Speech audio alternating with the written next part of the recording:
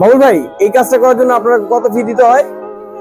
টাকা লাগে না, ফ্রি করে দিই। না না, ফ্রি করবেন কেন? এটা কি হয়? তো যারা আসবে তাদের কি এই উপকারটুকু করা যায়?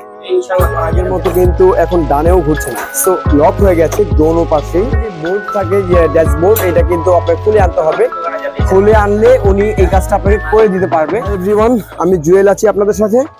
আজ আপনাদের দেখাবো টিভিএস স্কুটার।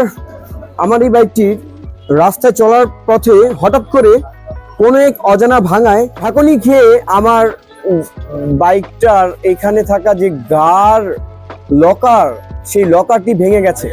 ভেঙে গিয়ে তো আমি বিশাল এক মুসিবতের মধ্যে পড়ে গেলাম। তারপরে আমি আবার কিছুক্ষণ পরে এর সুফল পেতে থাকলাম। এর সুফলটা কি ছিল?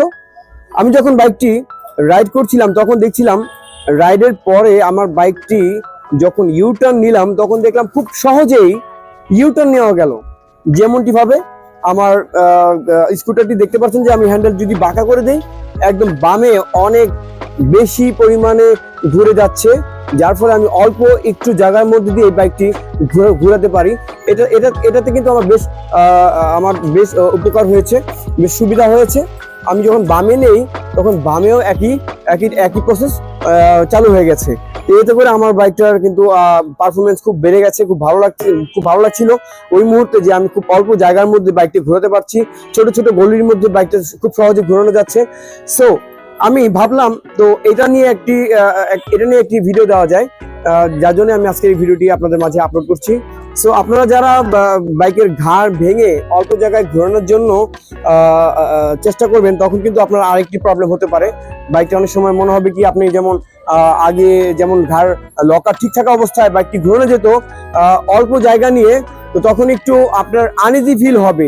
ঠিক আছে, ওইটা আপনারা অবশ্যই মাথায় রেখে এই ঘাড় ভাঙা কাজ করবেন।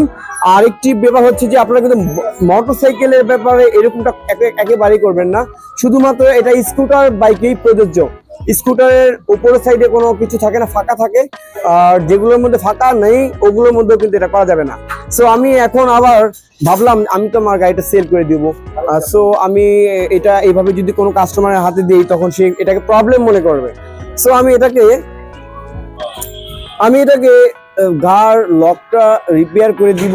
আগে যেমন ছিল ঠিক তেমনই ভাবে হয়ে যাবে। সো এটা করার জন্য আমি একজনের হেল্প নিব। তো হেল্প নেওয়ার জন্য চলে আসলাম কাজলা ভাঙা পেরেস বাবুল ভাইয়ের কাছে। আসসালামু আলাইকুম বাবুল ভাই। গাড়টা যে ভেঙে গেল এটাকে তো আপনি সমাধান করে দিতে পারবেন ইনশাআল্লাহ। এরকম তো মনে করেন যে আপনি অনেক গাড়িতে করছেন বা অনেক গাড়িতে করবেন, তো যারা আসবে তাদের কি এই উপকারটুকু করা যায়? ইনশাআল্লাহ করা যায়। এই হেল্পটুকু আপনারা এখান থেকে নিতে পারেন।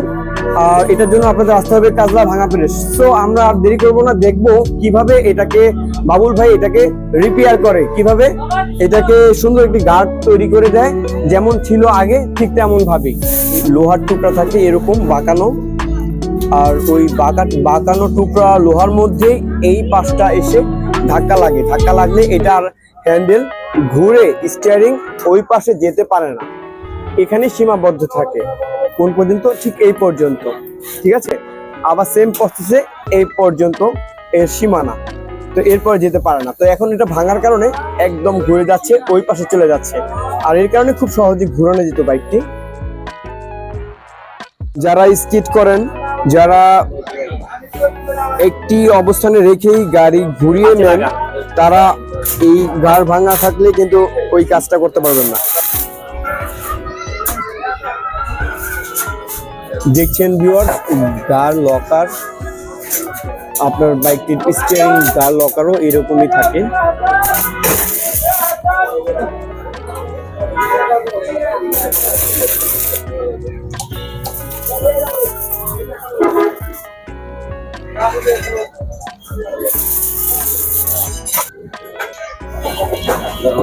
হয়ে গেল স্টিয়ারিং লকার রিপেয়ার। এখন বামে ঘুরছে না এবং ডানে যদি দেই, ডানে ঘোরানোর চেষ্টা করছি আগের মতো, কিন্তু এখন ডানেও ঘুরছে না। সো লক হয়ে গেছে দোনো পাশেই। স্টিয়ারিং লকারের কাজ কমপ্লিট।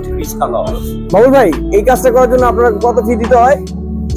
টাকা লাগে না, ফ্রি করে দিই। না না, ফ্রি করবেন কেন? এটাকে 300 টাকা হইতে 400 টাকা বিলে দিতে হয়ে যায়।